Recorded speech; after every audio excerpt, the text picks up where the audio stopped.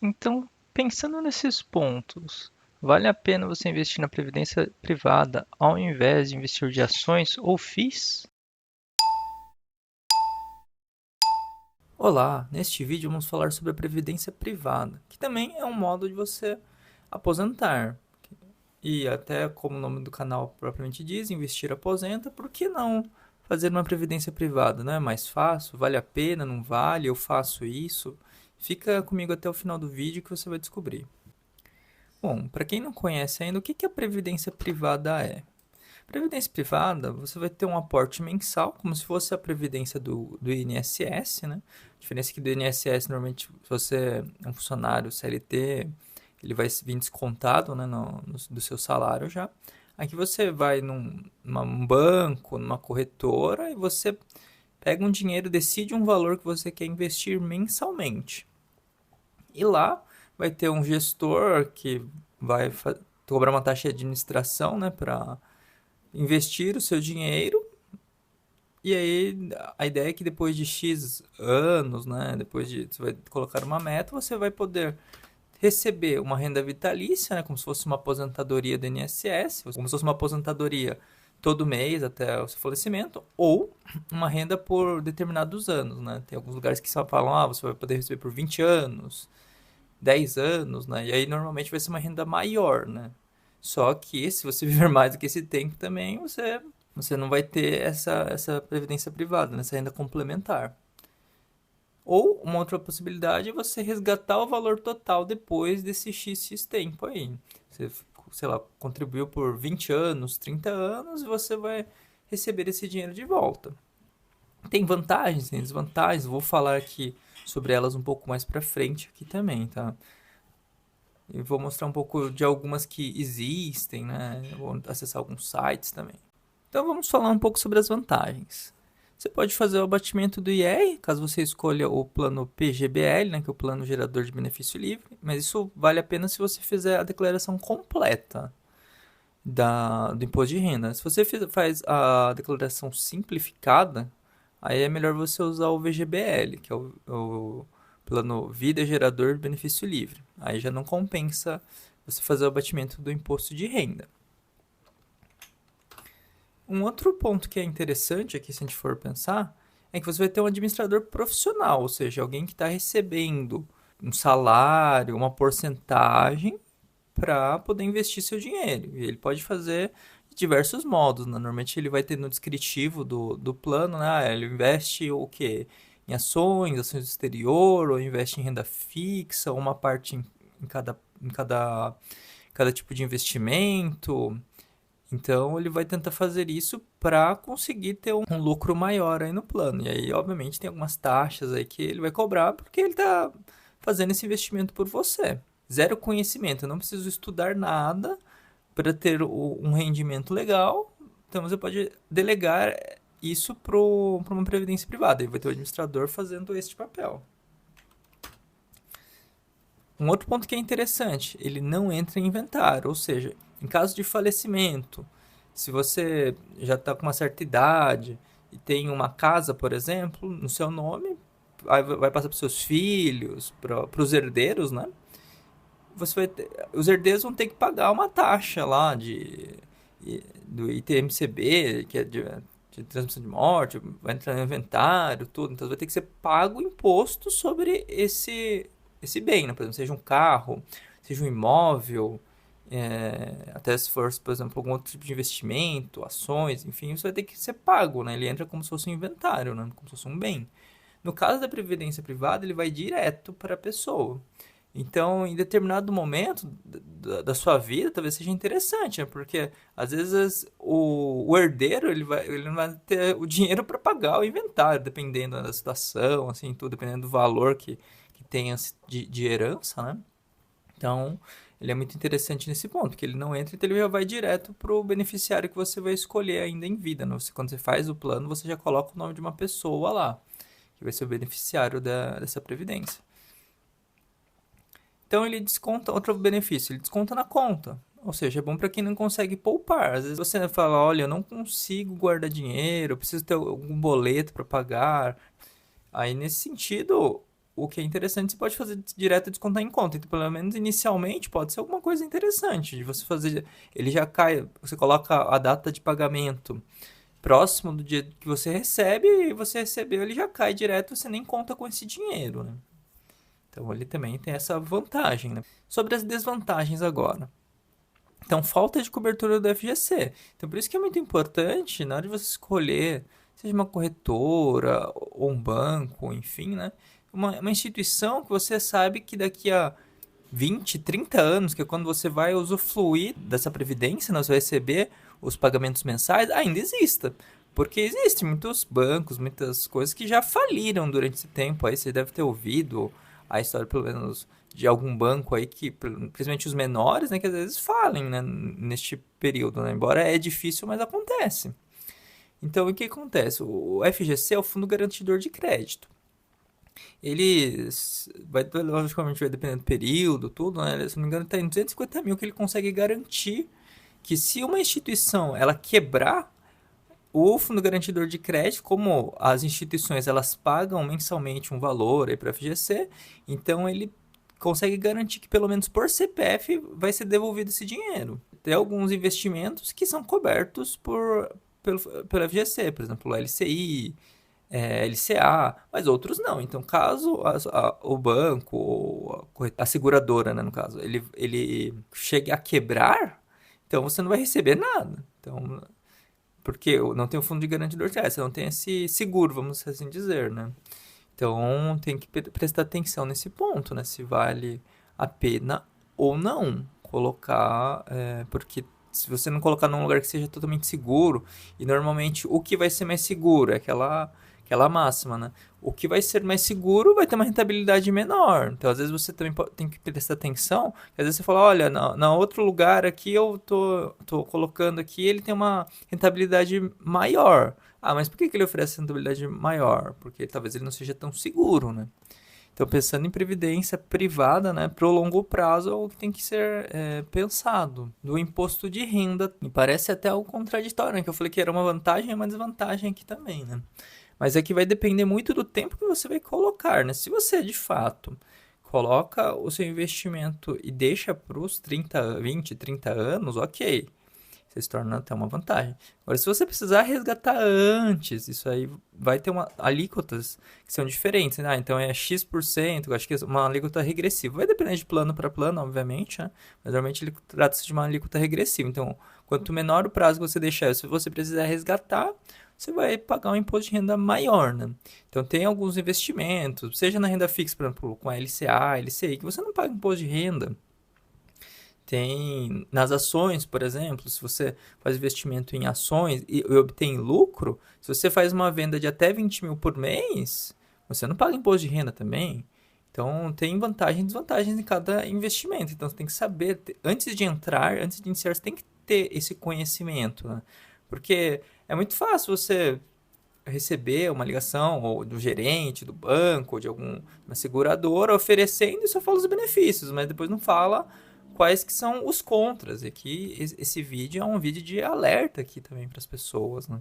Antes de sair fazendo as coisas. Um outro ponto aqui que nós vamos ver, taxas. Às vezes taxa de carregamento, taxa dependendo do valor, assim, lógico, depende, como eu falei, de segurador para segurador, de banco para banco, né? Mas e obviamente tem a taxa de administração. Eu estudando aqui um pouco aqui por dia, ou por semana que seja, talvez no meu final de semana, para investir. E aí eu não vou ter a taxa de administração, não vou ter algumas taxas por ter alguém administrando profissionalmente para mim, ou eu prefiro delegar isso? Não quero estudar, eu quero deixar só colocar meu dinheiro lá e a pessoa que toma as decisões por base dela. E exatamente isso, não sei se que não, você não tem essa autonomia, porque tudo na previdência privada é o gestor que faz essa validação, não é você. Então, você não tem o conhecimento, talvez ele esteja fazendo um péssimo negócio, né? Que talvez a longo prazo, talvez no curto pareça algo bom e talvez no longo prazo não seja, né? Às vezes vai ter um baixo rendimento, dependendo do ciclo, dependendo do tipo de investimento que vai ser, dependendo da política que ele tem, Ele não vai dar um rendimento tão diferente, talvez como se tivesse colocado numa renda fixa ou tivesse colocado em outros tipos de investimento. Então tem que se pensar nisso também. Por conta das taxas, talvez pode dar um baixo rendimento, né? Porque a pessoa, é uma pessoa que está investindo lá também. Então, do mesmo jeito que eu, você, qualquer pessoa pode errar, por mais que a pessoa seja um profissional da área, ele pode errar, logicamente. A gente espera que ele erre menos do que uma pessoa que tem menos conhecimento, mas pode fazer um investimento errado também. E tem os riscos também, como falei sobre fazer um investimento errado, pode ser que gere alguma perda também, né? Talvez pode ser que renda menos, inclusive, do que a taxa Selic, do que o CDI. Então tem que ser levado isso em consideração. Olha como uma matéria aqui da Veja, né? Ela fala que uma pesquisa encomendada pelo Bradesco, ao Datafolha, apontou que os brasileiros, 41% dos brasileiros não possuem uma previdência privada e acreditam que essa modalidade de investimento é destinada apenas a pessoas com alto poder aquisitivo. No entanto, é possível iniciar uma previdência privada com valores acessíveis, a partir de R$ 50. Outro achado do levantamento indica que apenas 9% das pessoas pertencentes ao grupo não possui previdência privada conhecem os benefícios fiscais proporcionados pela modalidade. Então a gente vê que é bem pouco mesmo, né? Tem uma outra matéria aqui que eu achei interessante, que ele fala da Globo aqui, G1.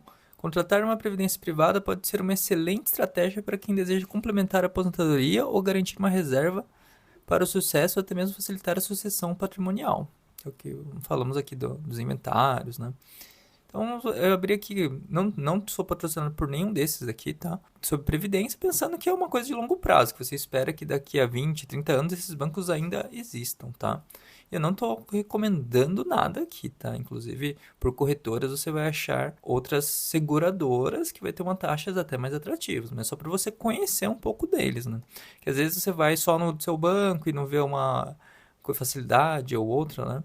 Então aqui ele mostra aqui, no caso aqui é do Banco do Brasil, aí aplicações a partir de R$ 100, os fundos disponíveis, mostra o resgate que vai ser de mais 5, ou seja, se você pedir um resgate vai demorar. Hoje, por exemplo, se pediu na segunda-feira, vai demorar no mínimo até sexta-feira ou segunda da outra semana para conseguirem devolver o dinheiro para você, tá? Então aqui fala algumas vantagens que ele tem, coberturas adicionais, vantagem no longo prazo. Tem um simulador, então se você quiser simular como é que ficaria aqui a sua previdência, mostra aqui os planos que eles têm, umas carteiras que eles sugerem, alguns outros benefícios. Então é muito importante, né, você fazer um estudo, né? Por mais que você decidiu, esse aqui vai ser o investimento, por mais que fale, olha, esse aqui é bom, já decidi onde eu quero fazer, e você fazer um estudo das opções disponíveis, né? Então, por exemplo, vamos colocar que eu tivesse 30 anos, quero aposentar com 60 anos, quanto que eu quero contribuir mensalmente? Vamos supor que R$ 150.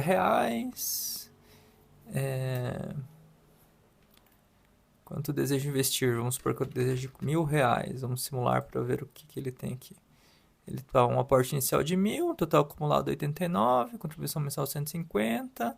E quanto que teria renda mensal por 15 anos, né? Então, aqui tem, logicamente, colocando um valor maior, tanto inicial quanto mensal, né? Isso aqui vai aumentar, né? Por exemplo, se eu colocasse, dobrasse, colocasse R$ 300, aqui ele já vai para 1.215, já está próximo de um salário mínimo. Então, se eu colocasse aqui inicial 5.000, por exemplo, vamos ver como é que fica.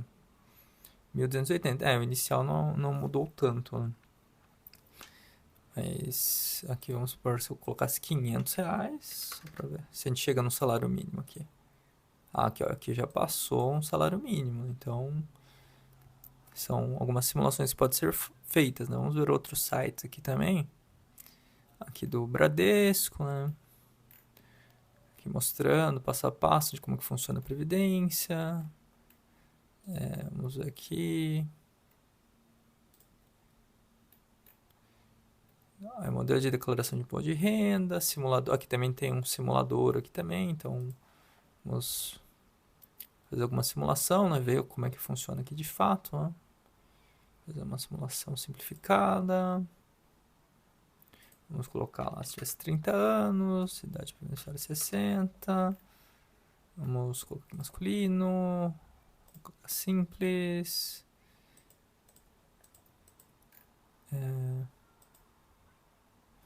Posso receber por mês, vamos por 150 inicial, né? Quanto quero receber por mês? R$ 1.000. Vamos ver. Quanto espera? Então vamos ver como é que vai ficar. Clicar aqui em continuar. Então ele mostraria que teria uma renda mensal estimada, contribuindo por R$ 484, né? Vamos colocar aqui a contribuição inicial, igual eu coloquei no outro, para ver. E vamos ver, mudou alguma coisa? Acho que não, vamos então colocar 300 aqui. Vamos ver. Opa, recalculando. Continuar. Aqui já deu quase R$ 1.000, né? Então, cada site que já tem a parte de simulação deles, né? Aqui também vamos ver aqui também. Eles são bem similares, né? Mas é bom você ler, explicar. Tem as explicações aqui sobre cada um deles, tem os benefícios de cada um também. Tem aqui as tabelas, tem algumas matérias aqui também, então é sempre importante tirar dúvida, tem as dúvidas frequentes também. Sempre estudar, por mais que você fale, eu vou delegar isso aqui para um administrador profissional, ok, tudo bem, mas tem que comparar entre os planos, né, já que você não vai fazer todos, né, você não vai fazer, vou fazer um plano de previdência para cada seguradora aqui, não, você vai fazer um só, então é melhor que você esteja confortável com o plano que você vai adquirir, que você vai fazer investimento todo mês lá. Então é sempre bom ter essa noção das vantagens, do que você tem, do que você vai ter de benefício. Agora que você já conhece como funciona a previdência privada, será que vale mais a pena ter uma carteira de ações e FIIs ou uma previdência privada? Vamos mostrar aqui uma simulação baseada em dados históricos. Obviamente, eu não consigo puxar 30 anos para trás de FIIs porque era um ativo que não existia aqui no Brasil, pelo menos. Então, vamos fazer aqui uma simulação com uma carteira de ações. Então, aqui simulando uma carteira de ações, uma empresa que já existe há mais de 30 anos, que é o Banco do Brasil. O código dela é BBAS3. Lembrando que isso aqui não é recomendação de compra, tá? Isso aqui não é recomendação. Deixei aqui anotado, aqui embaixo. Então vamos pegar aqui um período de 1994 até 2023. Simularia mais ou menos 30 anos aí. Um aporte anual, vamos simular aqui de R$ 150, igual eu fiz para os de previdência, o inicial, ok? Vezes 12, então para facilitar, para não ter que ficar mostrando aqui, simulando mês a mês, eu vou fazer como se estivesse fazendo uma compra. Somente no mês de dezembro eu acumulei R$ 1.800 e vamos mostrar aqui mês a mês e o total de ações acumuladas, que eu vou mostrar aqui para vocês.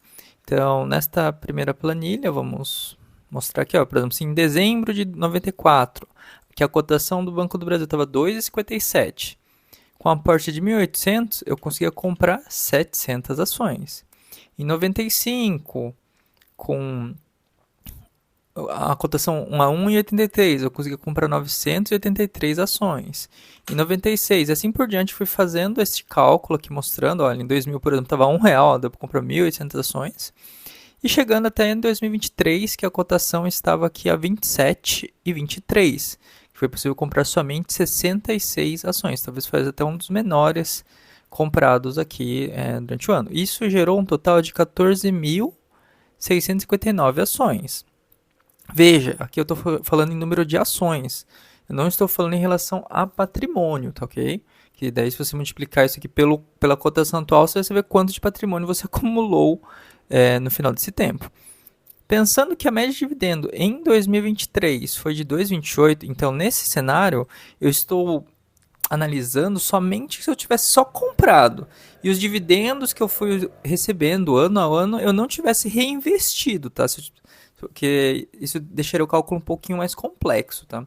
Mas eu simulando como se eu estivesse comprando e o dividendo que eu recebi nesse período eu fui pegando esse dinheiro e fui utilizando, tá ok? Só para critério didático.